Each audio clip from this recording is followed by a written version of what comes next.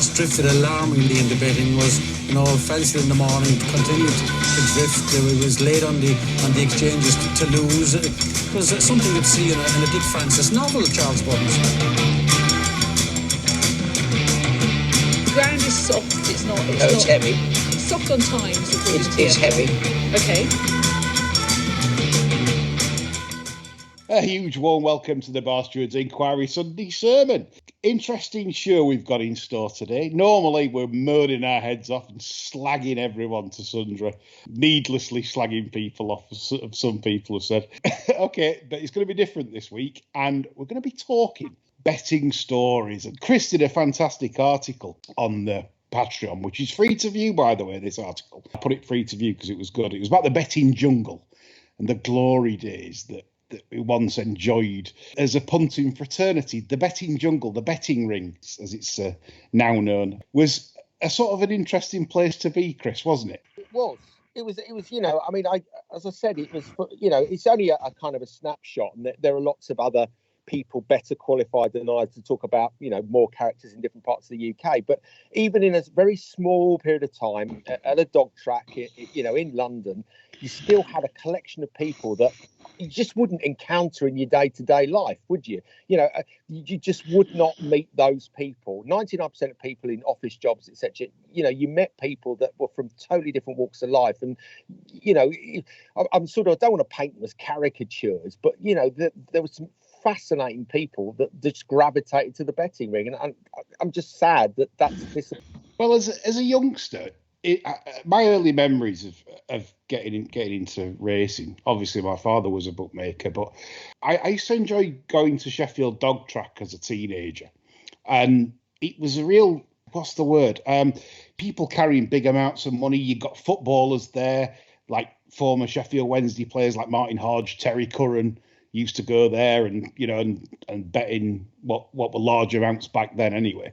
And it was such a, what's he backing? And you'd see a dog get wiped in from sort of 9-4 to 5-4, and you'd see the cash flying into the satchels, and you'd be like, as a teenager, you've probably got about £4 in your pocket, to have a go on the Turt or whatever. Not much more nowadays, actually. Less, actually. That's another story.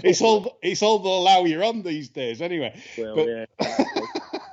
but I mean, that's what got the buzz of that. And obviously, it was lots of older people there, say like sort of 40 years old upwards. But it was still fascinating to watch it all take place. A battle of wits, with masses of cash. And as a teenager, my eyes lit up and said, I was 13, 14 years old, and I was like, watch it. What is this? This is crazy. That was the love affair for me, because then I thought, I want part of this. I want to be the man that's going up and having £500 at 5-1 dog and roaring it home. I mean, remember the old roar at the dog tracks when it was like a favourite at the front, and it was incredible. It was like being at a football game. Now the roar was that loud. It was just get it ready for keys. Half a yard in front. Yeah, get it ready, not too far. Blah blah. It's credible. You just don't get that so much now, do you? No, I mean, you've talked about like dopamine hits and stuff in the past, and that was it. I think that's it. That's the dopamine hit when you back a dog. But not only do you back a dog, so it doesn't matter what stake you've had on it, you're invested in it. Yeah. But then you hear the roars around when it hits the front. And then you're joining in, and like you feel this rush, massive rush. And you also encourage, if you're in the league, you encourage everything else to hang back, don't you? If something's coming up with these, go fuck off two. When it's when you're under pressure. So you're invested for that sort of 30 seconds. Your voice, you try and influence the result by shouting and moving. It's incredible. You don't get that sitting at home or sitting in front of a laptop. Yeah, I mean, John, like coming to you, because obviously listening to some of your early memories on past shows, how you got involved in the game, who showed you the ropes in terms of paddock. How do you miss the old days? Do you miss? I miss betting shops, as it were. Yeah, enormously. I mean, when I was 10, I used to be camped outside the the betting shop in our village, getting people that were going in to put bets on for me. Yeah. You know, you shove us a pound on this, pig it, things like that. Did you stand at the doorway listening to? Oh, of course, I used to ask them to prop the door open. Yeah. You know, I say, hold door open so I can hear it, will you? You know, and I mean, I never for 1 minute thought I'd end up owning the bloody place, which I did briefly. Yeah, it's weird, isn't it? Yeah. No, and I was the other side of the counter in there, which was actually miles more fun than I could have ever imagined. I mean, as regards a betting shop, I mean, we couldn't make anything on it because when we took it over, it was when SIS came out. Everybody had a deal except us. We were paying full whack. Our turnover was about $9,000 a week. You know? Yeah. So, I mean, we were never going to make that pay, but we were managing to make the betting pay. You know, I mean, over in the drawer out and pissing off to race. Customer service was nil when Tommy had the shop. I mean, if we fancied one at Sedgefield, we'd just empty the drawer, piss off to races and lock up. You know, nobody could get a bet on, you know. They were coming out of the club wondering why it was shut, you know. Somebody put the sign up, you know, closed out of bereavement or something like that, but we never did. I mean, if anybody died, we didn't give a fuck, you know, because we were going to the races. I actually feel for younger generation that haven't sort of like had chance to sort of experience this when they turn 18 and stuff, because the betting shop days were just absolutely immense. If we talk about betting shop characters, for one thing, I mean, there's so many types you can discuss. And when I got half good at it, sort of in the sort of late 90s, at being able to sort of make a few quid, we got a board marker on side. So they used to work at the local independents, R&DS Burgers in Sheffield. If any Sheffield listeners, you might know that. And we got the board marker on side. We used to give him a couple of quid, you know, buy him a packet of fags or whatever. I'd tell him the horse that I was interested in. So obviously, you know, it's a busy enough day, 8 to 1. If it goes 7 to 1, you know, whatever, he wouldn't mark it down as 7. So I'd go straight at the counter and I'd take the 8s. And then as soon as I placed my bet, he'd knock it to 7. Yeah. You know, I mean, it's absolutely brilliant days of like getting one over. And that's what it was all about. And it's such a change game now. It's such a digitalized game, and these things like that I miss. Chris and John, you know, you must feel the same. Yeah, you can't.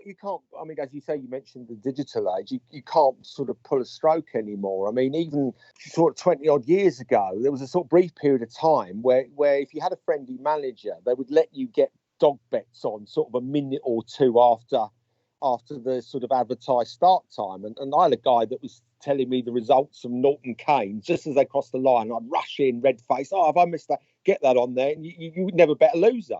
You know, and the managers were asleep half the time. But now it'd be absolutely impossible. And so those kind of, you know, somewhat questionable tactics you just can't do anymore. It's a very sterile environment now, I find. It's locked down. And I think it's the poorer for it, to be honest with you. Yeah, I can remember when I was working for Bob Holmes, bookmakers in Sheffield, and I actually got done by a forecast double. There was a punter that came in and he basically placed the bet, and I don't know how it happened, but I took the bet, pound forecast double. It was 2 off meetings at the dog track, and I basically it copped. It paid about 400 quid for his like pound forecast double, and it was obviously after time, but we actually paid him out, and I got an absolute rollicking for taking the bet. Nowadays, the books won't be so kind because they just obviously say that's after time, we're not paying. Yeah. But back then it was a sort of different thing because you didn't want punters to think that you were a shop that didn't pay you out, because it'd go around the village, it'd go around the working men's club, it'd go around. They don't pay. It's true, yeah. It's true. It's about building. Yeah, you kind of almost prepared to be added over in X percent of time just to maintain your customer base. You know, and that was the way of it. I mean, I remember, outrageous at one point. Norton Keynes bookmakers, they were going around, putting on doubles, trebles, unnamed fav, and the coup was that whatever won was returned fav. So you have fucking dogs that were, priced up that should have been 4 or 5 to 1 were returned, favourite. until I think Bowler had a word with them. But yeah, you could do that, but not anymore. Those days are gone. Yeah. I mean, when we talk about betting shop characters, I mean, you notoriously get a lot of liars in the betting game. You know, people that fabricate things, exaggerate, tell a story that's just not true. And it was in your article about a chap that said he rode lies. Yeah, just told outright that you just knew couldn't be true. And everyone knew someone like that would just, you just look at them and go, yeah, it was such good fun. I mean, going back to like what we did back in the day to get an edge. I mean, there's a good story I've got here that back in the day when there was no technology barring teletext and CFAX, good old CFAX days. R&D Esberger, which obviously was my local, as you can tell, he had the Sporting Lives delivered. So we got the paper lad to said, oh, we'll take these for Rod. Yeah, we'll take them in, before the shop opened. But beforehand, we'd gone to W.H. Smith's to buy some stencils. And we stenciled the handicaps of the rugby league matches from minus to plus. Because Rod had absolutely no clue about anything. He didn't follow sport. He just took bets. That's all he did. He weren't interested in anything, really. He's quite a character. And of course, because we were regulars, he wouldn't have checked CFAX or anything for anything. So we were turning like St. Helens into like minus 12 to plus 12, and so we had this. We all clubbed too, 70 quid acca, and I think it was St. Helens that were minus 12, but we're getting plus 12, and they got beat by 15. Now we talk about luck, Chris. You've either got it or you haven't. Yeah. You've got the edge, but fuck me. Yeah, there'll be some listening to this to say you got your just desserts there, which is probably true. But the lucky will get away with that, and that's it. It's lots of fun times and edges. I mean, Chris, is there anything?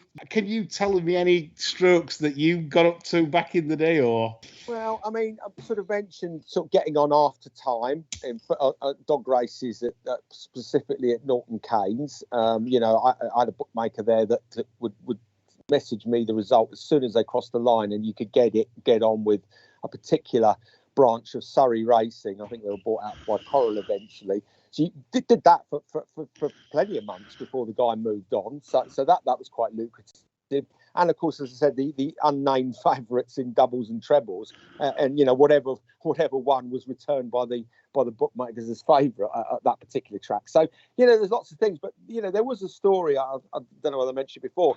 In the days when betting shops used to settle dog results from the evening purely on what the Sporting Life said, at Cradley Heath, conspirators unknown sent the Sporting Life and the racing office a completely fictitious set of results, which caused, which people had bet earlier in the day who were part of the conspiracy, and it was only on sort of 3-4 hours later that they worked out that these were completely made up results. But you couldn't do that now because obviously everything's in real time. But in those days, if it appeared in the Sporting Life, they used to settle on it, and a nice set of made up results that resulted in people getting a right few quid. Yeah, it's scams galore flying around. Yeah, you can remember like tricksters. I can remember running betting office, and like you get several tricksters that ask you a price for US Masters. Oh, what price is Greg Norman with US Masters? You going through a keypad, and then next minute they're trying to get a bet on Trap 3 in 242 at wherever, and the slow timer is, so they haven't paid you the money, so you put in the you put the 100 quid on the till, type it in, and then the slip back, and they're just turning round and watching the start, and if three's led or the trap that they've back's led, they pay the cash. If it hasn't led, they just walk out and don't pay.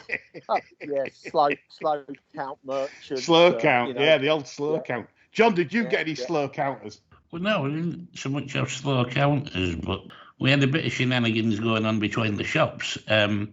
At Renker Cons Club, a friend of mine got the betting shop there. Barry they called him. He had dogs running at Cleveland Park as well. And he phoned me up one morning, because we also used to have a chat pre-racing, anybody bringing in betting out interesting or out like that, He said, "Are you going out tonight?" I said, "Not really, no." He said, "Oh, good." He said, "You can come to Cleveland Park with me." He said, "And there was a favour." He said, I need somebody that's not known there." So I said, "All right." So anyway, he picked me up, goes off to Cleveland Park, pulls up in car, and goes in his pocket. He gets this really great wad out. He said, "Right," he said, "there's £2,000 there." He said, "Split it in half." He said, "And then when I chalk up," he said, "come and have £1,000 on my dog." He said, "And then when I've cut it a little bit," he said, "come in with another £1,000." I said, "Oh, right," you know. So, well, Cleveland Park, if anybody saw that sort of money floating about, was just like chucking bait into a river, you know. I mean, fish were all over the job. So anyway, puts his dog in at 5-2. Nice little crowd round his pitch. So I goes up, has £1,000 on, puts it to 2-1. Everybody's in, you know. 40-20 Barry, all this, you know. 7-4. So I went in again. Oh, fucking hell, pants. I was 40-70, you know. I'm 80 quid, Barry, 80 quid, you know. But I'm fucking full up. I can't take them out of this, so go on then. Because it was last, wasn't it?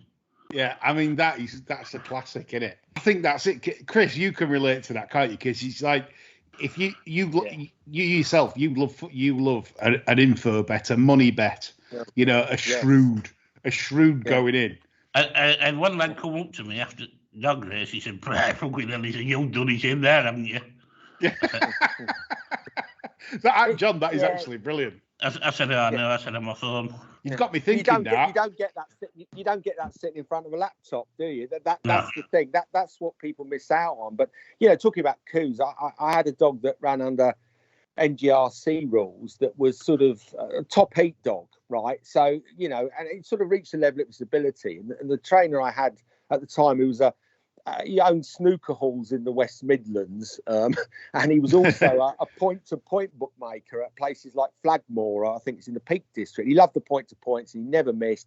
And he was the most crooked, dishonest man that you could ever wish to meet. Lovely fella, but you know he'd rather pinch a crooked fiver than earn an honest tenner. That was the sort of guy he was. So he said, "Look, tell you what," he said, "I can get this dog." In a handicap race, flapping, right? At Cobridge, not Cobridge, it was a Coville in Leicester, which was sort of the back of a car park, and it was, you know, lit as they are by sort of 40-watt light bulbs, etc. And he said, "I can get this dog graded in off the front." He said, like with a fucking 10-yard start, and he said, like it's top heat. He said it'll run away with them. He said the only problem we've got is, you know, if they red light it, if it wins too far. So, well, whatever. So drive up there, blah, blah, blah. Dog opens 4-1, backed into like fucking 5 on as they do. Cans go up, absolutely pisses up. You know, not so far as to get red lighted. So all good there.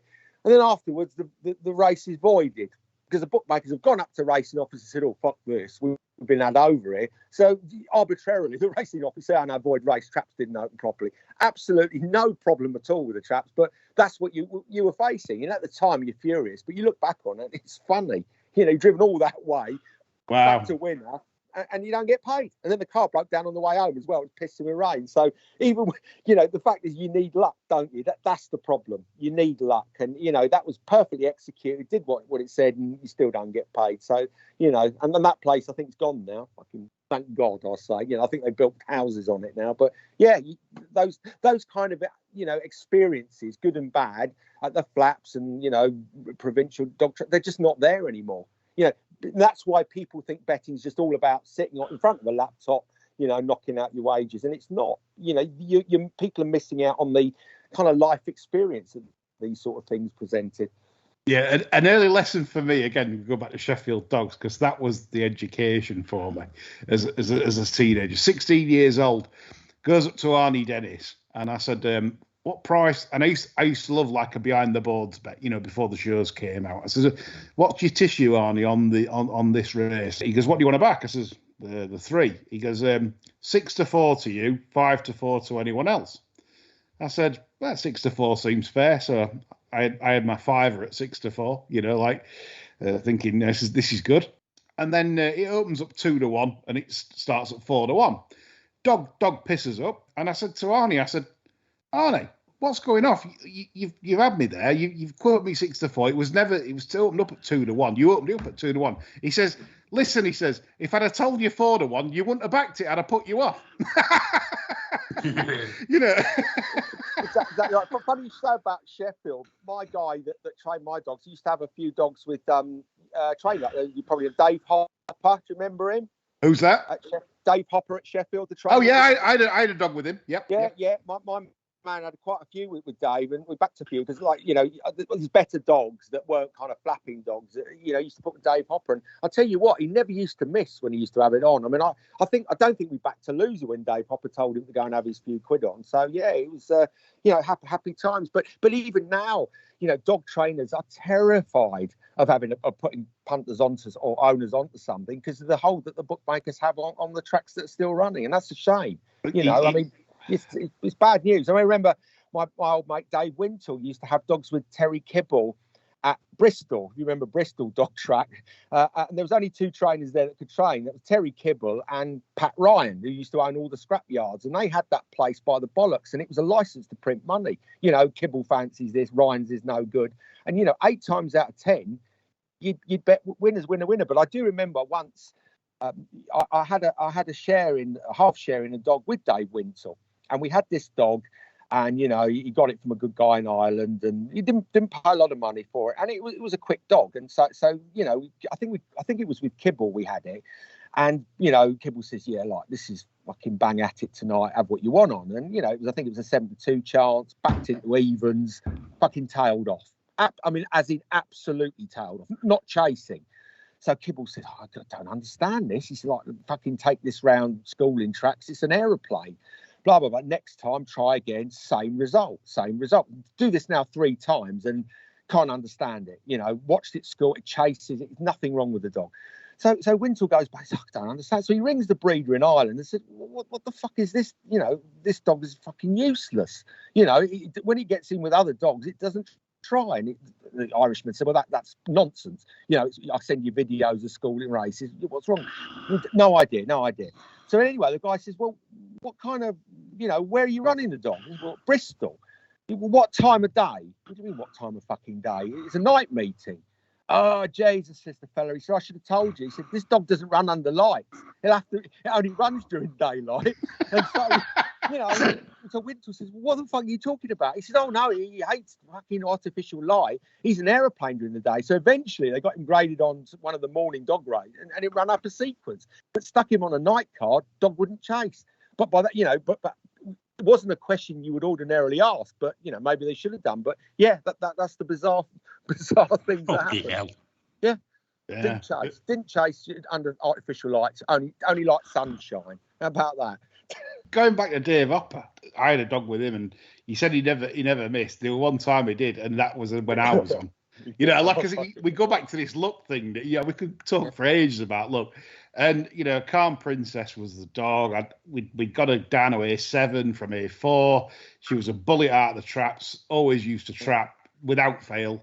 And she did again. She trapped, and she went 6 clear down the back. It was 8-1 into 5s. We've done it. Yeah. No, we haven't. He won with his other one that he claimed he'd had the ham and eggs. That's unforgivable. That's happened to me a few times. That to my mind, I know people say they're not machines. That's unforgivable. But I tell you about luck, and I think I've alluded to it before. One day, and I shouldn't say this, but he's long past now. But I won't mention the race because some of the people are still in racing. But one day, Dave Wintle said, are you holding any money? And I said, well, no. He said, well, we'll get some money. He said, there's a bent heat. He said, there's a bent heat tomorrow, and you've got to be on.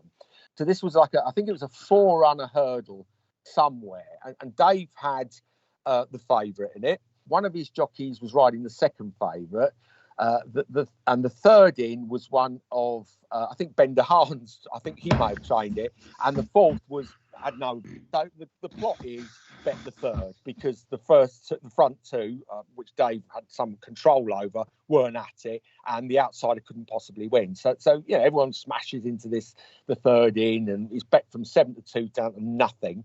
And what happens is, you know, it's cantering, goes over 4 or 5 flights, absolutely pulling double, and then breaks down. So what you're left with are 3 horses left in the race, none of whom know whether they're meant to win or not. So they're all looking at each other and saying, well, what do we fucking do now? So I think Dave may have trained the winner of that race under sufferance. But there you go. You see, luck beats everything, isn't it?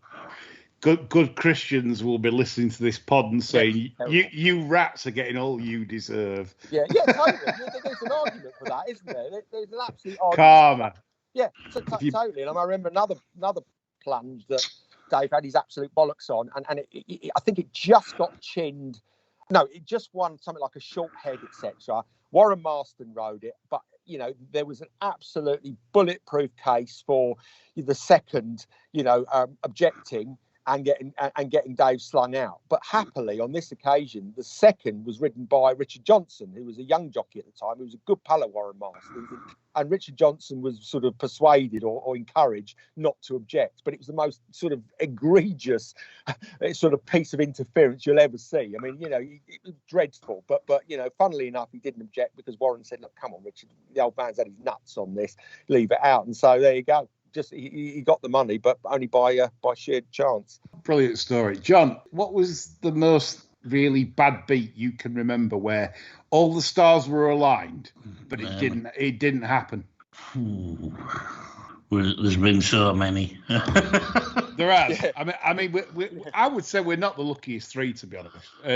For all the people I know, I don't think we're the luckiest 3. I think there's luckier people out there for whatever reason. And we, like Chris has talked about in past shows about luck, and you'll say, "What are you going on about? Like class will prevail, or if you get it, you'll prevail." I disagree in some ways to that, and Chris has obviously done articles on that regarding how it can work out. It can like luck over a lifetime is still variance. It just means that you're just not getting the breaks at the right time. You're right.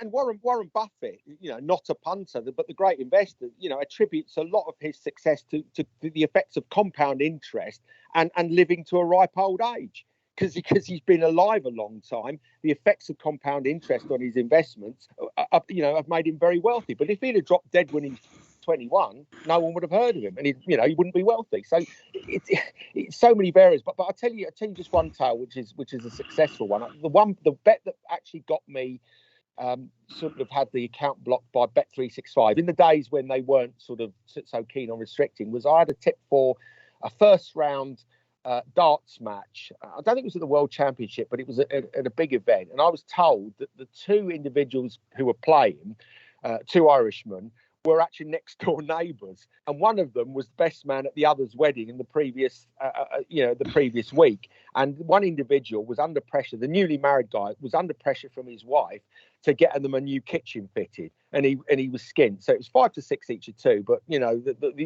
his friend, the best man, was persuaded to play in a less than optimal fashion, and of course he won like 3-0, and there's a scream up, and that was when Denise said no more. But sometimes they come up, but most of the time nowadays, if I'd have had that bet, he'd have broken his arm on the way to the hockey, and he wouldn't have got that home. So luck chins everything, I think. So like, you see how all 3 of us are talking about the past, and it was no problem. John says, get the cash out the till, go to the course, have a good bet, or go wherever really, and get good bets on either in shops or wherever. How are we even here? Like bookmakers that just don't want to take a bet on anything. It could be a football game, it could be a horse racing event, it could be anything. They just don't want to take. They're not bookmakers, they're accountants. And, I use the term bookmaker, but that's only the sort of term of art. But actually, they're accountants, aren't they? They're risk managers. Whilst in the good old days, it wasn't possible to get everything you wanted on, and, people would still be restricted on course. But fundamentally, they were bookmakers. They understood the game they're in. They were in the game of chance. But now, as we've seen in modern society, all manner of risk, they will do anything to eliminate any chance of losing money or any kind of risk. And that's what you've got. You've got people that are risk averse, actuaries, insurance people running bookmakers. And that's why we're here. That's in my view anyway. Yeah, because, I can remember Channel 4 racing in the 90s.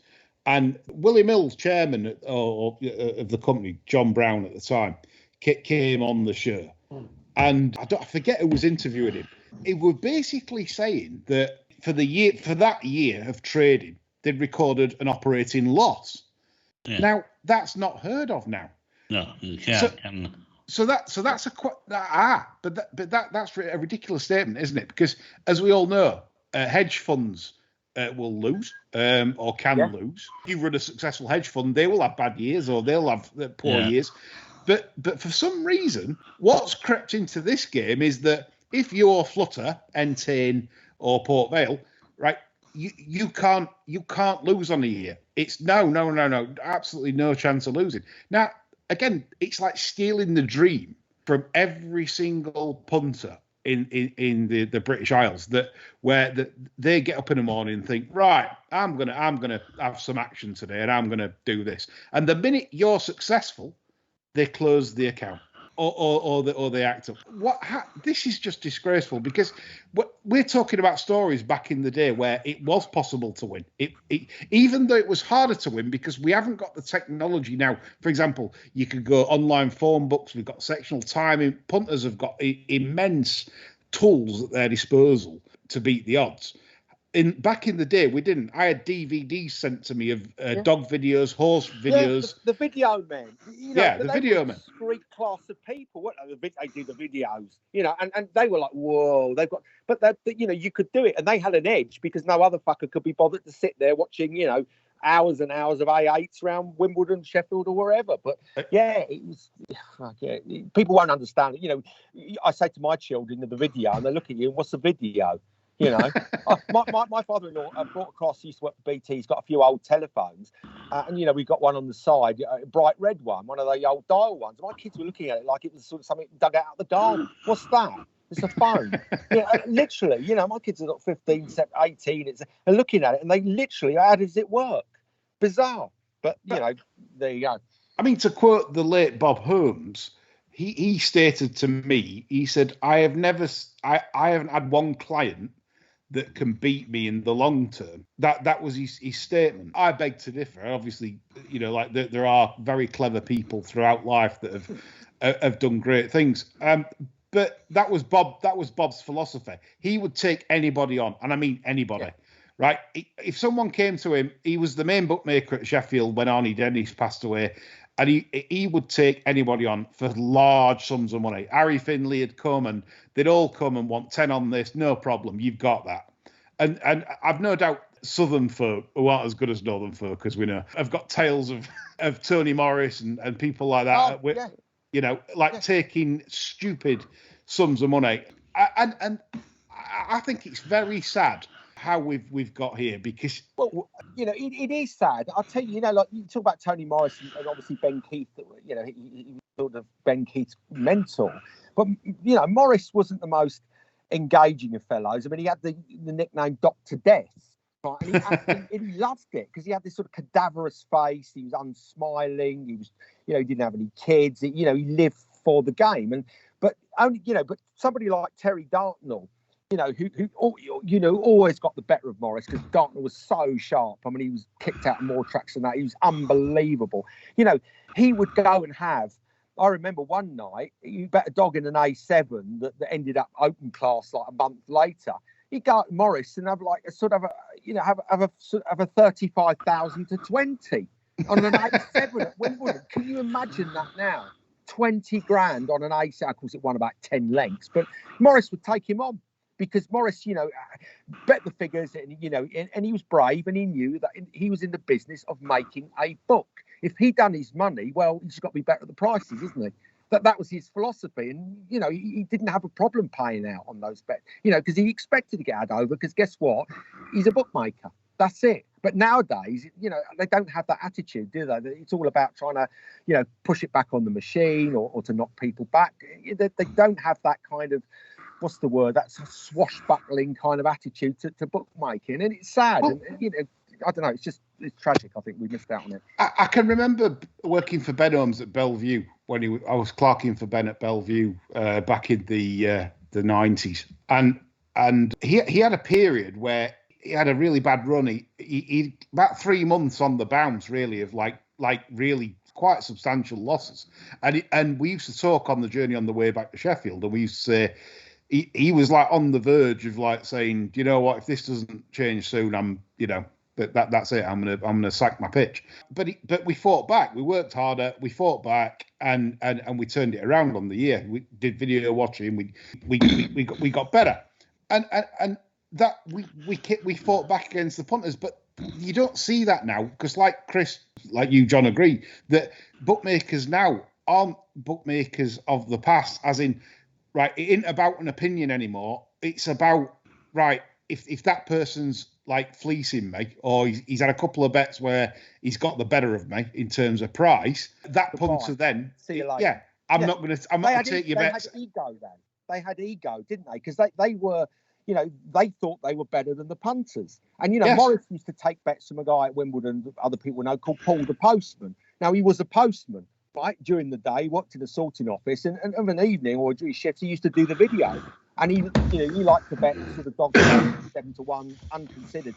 And he used to come in with some absolute lumps on 8-10-1 shot. But Morris took him on because, you know, he thought he was better. Now, ultimately, I think the postman got the better of him, but who cares? You know, Morris was a bookmaker, and it was a battle of wits. They weren't simply conduits for money to sort of shove off somewhere else and hedge. Morris would take him on because Morris think, I can beat him. I can beat this guy. He's a fucking postman.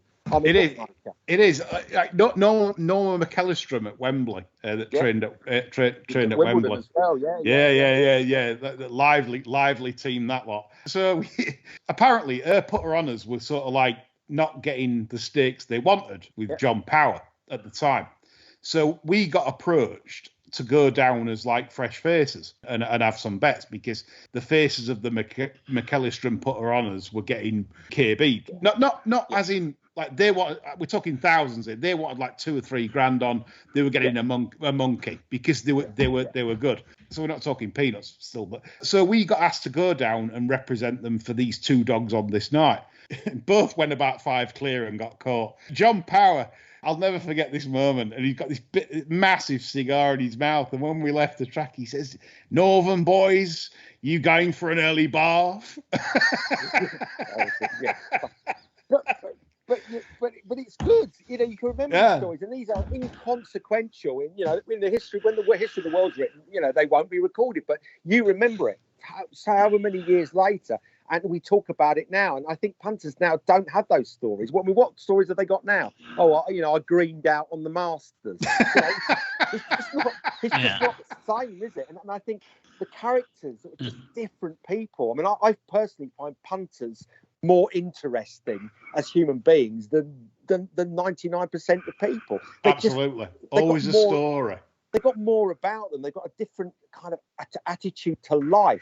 You know, they may very well have other jobs that are boring, but racing and dog racing and horse racing, they come alive. And I think the appeal of the betting ring, whether it's horses or dogs, is that people, their true personalities, you know, came to the fore. And I think, you know, it doesn't reduce them to caricatures, and it doesn't, you know, it doesn't mean that they're all sort of rogues and duckers and divers, because many of those people were in 9-to-5 jobs as well. But when they got to the races, like, they threw off all convention and they were just their authentic selves. And I just think, you know, from a life lesson, nothing to do with money, I just think that's so valuable. You see so many different people, don't you, in the betting ring? Yeah, John, look at the life racing's given you. I mean. It's been unbelievable, to be fair. It's got me into places I never would have got into, and I've met people that I've never have had a sniff of mating, you know? And so, honestly, I mean, some of the people I've dealt with, boatmakers and fella punters up north, have been some of the most amazing people I could ever hope to have met, you know? I mean, Billy Day, that used to bet in the middle of the ring, Redcar. I used to have to go in the middle of the track before racing and mark his card for him, especially for prominent Newmarket Yard had a fancy runner. And I went over one time at Redcar, and he also had a flask there with coffee in, you know, and he was pouring me coffee out, and you could see me walking towards the pitch, like. And the first thing he said to me, he said, "Give us 200 quid, I haven't got a float."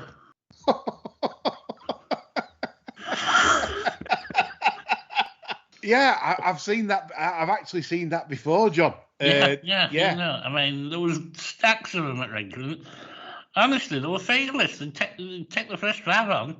That was it. You know, they just fucking keep going. Yeah, you know, I mean, a lot of times you'd say him at Renke, you know, the first three flags have gone in, and Clark's there. He said, right, names and addresses. I've seen operators of the past, and do you know what? They had more skill back in the day than a lot of the newcomers do now. The back in the day brigade would absolutely lace. Current day lot wouldn't be fit to lace the boots of some of these. It literally, like, fearless.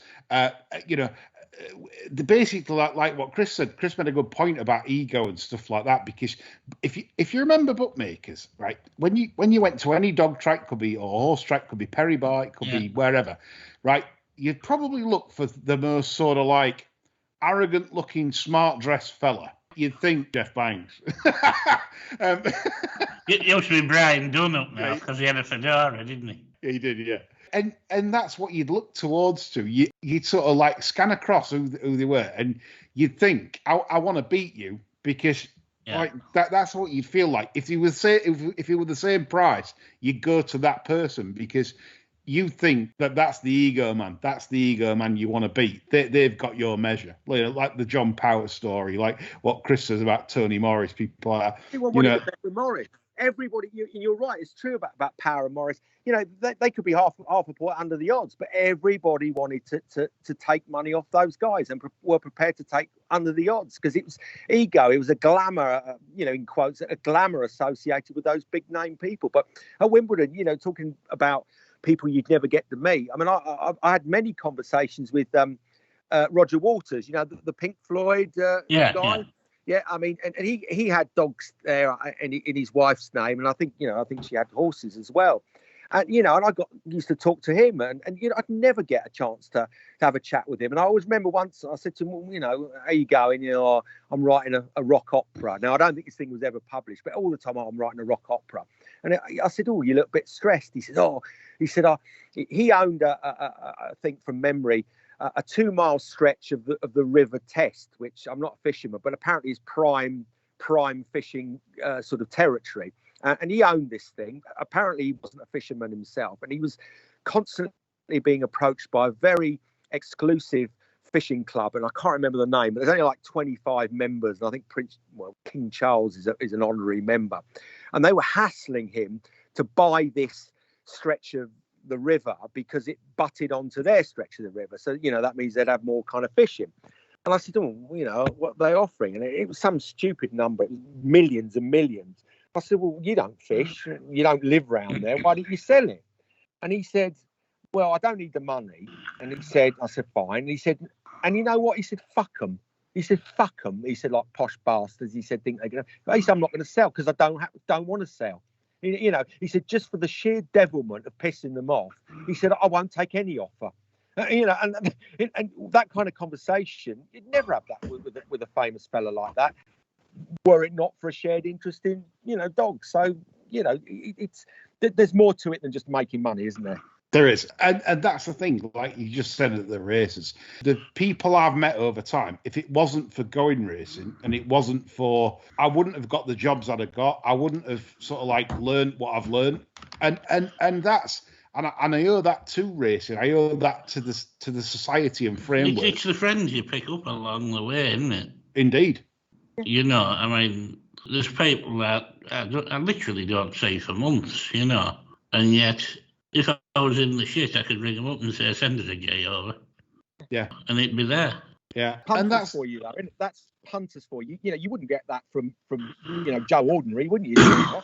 Lend you some money, certainly not. But a punter, you can say, look, you know, and Morris was the same. Tony Morris, you know, he had people owing fortunes, but I've seen him, you know, help people out that are under the hammer, that owe him money, can't pay because they're behind on other bills, and he'd quietly sort them out. And you think that would never happen in regular life, would it?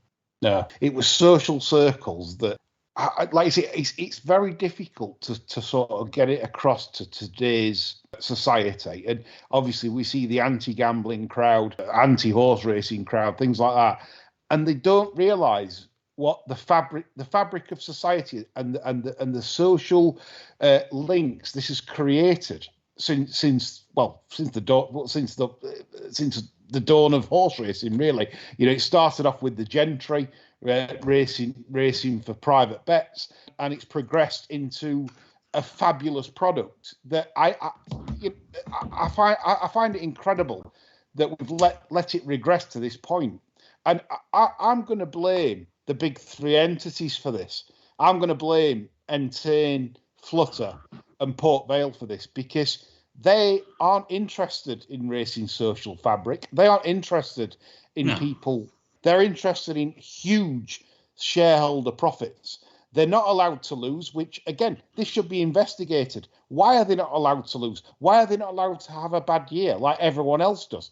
Some businesses lose on a year. You shouldn't be immune from losing on a year. Whilst the likes of banks will argue and say, well, I can choose who I do business with, you certainly can. But it takes a man also to let a winner make money also. And then that winner will tell his friends and say, well, he'll lay a bet. Like Chris, you said. So then all that fella's mates that's making money off Jeff Banks go to Jeff Banks because they'll get a bet on. But then 95% of punters, as we know, don't really make that much money long term. It's correct, isn't it? Absolutely right. I mean, and I've always felt that the restrictions that are imposed on punters kind of, are we to believe that there are so many shrewd punters around? Is everyone a sharp? And they're not. I would say that without any evidence, my gut feeling is if you lifted the restrictions on those punters that have been held, a bit restricted or closed, the bookmakers' profits will go through the roof, because not everyone is that shrewd. They can't be that shrewd. It's only a tiny percentage that consistently make money. Most people, will have a good run and then knock it all back. And I think, at the time when they're making money, the bookmakers closing them down, I think they've just let them play. They'll play their way into a loss eventually. I'm certain of it, because there can't be that many clever people. Do you know why you're right? It's in the fact of being clever. There's people that can probably pick more winners than people that do it full time, that aren't doing it full time. They're very clever people also. But what they haven't mastered is the ability of the needle and not to chase and not to, on a bad day, to say, right, that's got nutted online. I can't believe it. I should have got paid on that. And then next minute, it's another bet and another bet and another bet and another bet. And before you know it, they've done $6,000. And that's the bookmaker's armoury. That's what happens every time. I used to say, Bob, say it. And Bob would say, yeah, he's had me on that one, but he'll be back because he can't resist a bet. People that's coming into it now wouldn't believe what you could get on at the Northern Tracks in the late 80s. I'll give you a little anecdote as an example. There was a Redcar meeting, I think it'd be about 1988, 89, something like that. And one of them big failed maidens that they used to have when it was a decent track, and you get horses up from Newmarket and that. Henry Cecil had this horse coming up called Jungle Pioneer, and it had run second in the Westley Maiden at Newmarket. It was always a good maiden that at the back end. And Pirate Army had won it, Luca Kamani's horse, and it'd only beaten this thing a length and a half. But to keep the price good, there was a few dark ones in, from Guy Howard had one in, Michael had one in. Michael's second favourite, actually. More about which in a second. Now, I often used to go down night before. I would drink with Jimmy and that if they had an overnight with us, because they also used to stable them overnight for Redcar, And I went down. Obviously, I wanted to know about their horse. So I says to Jimmy, I said, what about this? I said, 5-1. I said, it's better out each way. And he said, well, I wouldn't back it. He said, it's had 3 runs. He said, I think it's had enough for the season. I said, all right. So I went home and I rung my business partner, Tommy. I said, second round's no fucking good in this. I said, and they're putting this favourite of Henry Cecil's in at 46. He said, right. He said, we're fucking going. So we went down and we got with Russell Stray Grant together out at draw. Straight into the ring, like. And I mentioned Brian Dunn earlier. He went up early 46. And Price was holding up because, Wally had come up to ride Michael's horse, which was never an advantage on a Monday anyway. Yeah. Yeah. So Goes up to Brian Dutton, and usual crowd round his prick, of course, you know. And I said, "Yeah, Brian," I said, 3,000 or so. And he took the wad off me, and he wiped the 4-6 with the wad off his chalkboard. And there's this little bloke who was after following me in, you know. He said, "Oh, 30 quid, Brian." And Brian Dunn just waggled this wad under his nose. He said, "Fuck off, son, I've done it all in one hand." But I'll tell you how fast this has fallen. So we're on 2023. So Yeah. Go back to 2011. Satral. This was one of our biggest bets ever on one of my own horses, and I managed to go into a William Hill that very morning. Yeah. A bet with cash. Right, this is no joke. It was 7-2 general. They were 3s. So that's why I deliberately went to William Hill, because I thought if don't take top price, don't take the piss. No. So I went into William Hill and asked for 5,000 quid at 3s. Plonked the cash on. Obviously, they rang it through. Took the bet. Complete stranger. That's in 2011. Yeah. So that's how far we've fallen. Chris, what's the chances of me getting that on now? None at all, because you haven't got 11 grand, or in fact 11 Yeah. same as me. So nothing at all. But you wouldn't get that now, and you haven't been able to get that on for a long time, and it's been in slow decline, isn't it? But it's all about risk management. And didn't you also find, just changing tack slightly, that betting shop staff in the golden age knew much more about the sport than the individuals that the current bookmakers employ? Absolutely. They had a kind of, the board man was invested. He wanted a bet. The settler had his own opinion. Everybody, they were fans, weren't they? Yeah. They understood it, and they knew as much about it as you did. Whereas nowadays, I went in for a bet age ago. What race? What sport's that? Well, it's the Cheltenham Gold Cup. Yeah, but and you'd have to go through a whole list of questions to try and help them find the race in question, and that never used to be the case. Well, at least I don't remember it. That's absolutely bang on. The Corals manager in Fitzallen Square in Sheffield, I used to go in, obviously trying to take the piss in the 90s and trying to bite this. And some mornings he used to take the bet and look at me, well, that's not going to win. Yeah, because I had an opinion. Yeah. Right or wrong. He just say, nah, I can't have that. Yeah, you can have that. Yeah, that's what you get, So like this was great days, and this is what I'm trying to explain to the maybe younger audience, older audience. You probably resonate with a lot of this, and you'll probably have a lot of opinions on what we've said. What do you think, listeners? This has been a fantastic show, and we'd like to hear what your stories of the past and how you think the game's changed, and what needs. Well, I don't think anything can be done now. I think the ship sailed. I think we've all gone off in sunset. Maybe it'll get better over time. Who knows? But I think for now, we're highlighting how good the game was and what the game currently is at. Any business of fish, gentlemen? I think I'll tell you one. Well, I'll tell you one quick story, which talks about bad luck and bad judgment. Johnny, you remember Kevin Bradshaw? Vaguely. Yeah, right. So my pal, I used to live in Newmarket. He said, like, Kevin Bradshaw's riding. It was at a Craven meeting, but I think one of the away meetings. He sat there. There's a horse there. He's actually riding. Blah blah blah. It's a certainty, right? It cannot possibly get beat. Go and have what you want on it. So, I was up there. And I thought, right, okay, scan the runners and riders. Blah blah blah. Yeah, found it. Go and have a bet. Tailed off. Fucking never raised the gallop. So I fucked off home with a raging hump. Fucking Bradshaw couldn't pick his fucking nose. And then got home. My pal rings. He says, "Did you back it?" I said, "Of course I've backed it. Fucking useless." He said, "What are you talking about? Useless?" I said, "Well, fucking tailed off." He says, "No. He had another ride in the last race, backed from 7-2 to 8. That was the one. I told you." And I looked at my bit of paper and I just ended up picking the wrong one. So that sums up my punting career. I couldn't understand. Johnny's back one of Kev's nut-offs. Oh, my God. Exactly. It's like one of Michael Wiggum's when he was riding for Musson. He didn't know how. But I thought, what prompted me? I got the name tangled. Quite similar names. I obviously fell on the wrong one and not the winner that everyone was celebrating. So there you go. Great stories. Right, listeners, we want to hear yours on Twitter. Send us some great old stories because they're fun to read. There's some real great stories out there from all of us that have lived and breathed this for years. And it's nice sometimes to have a show like this where we're not just slagging off the current ensemble in racing. It's just nice to just reminisce about the past and have some fun.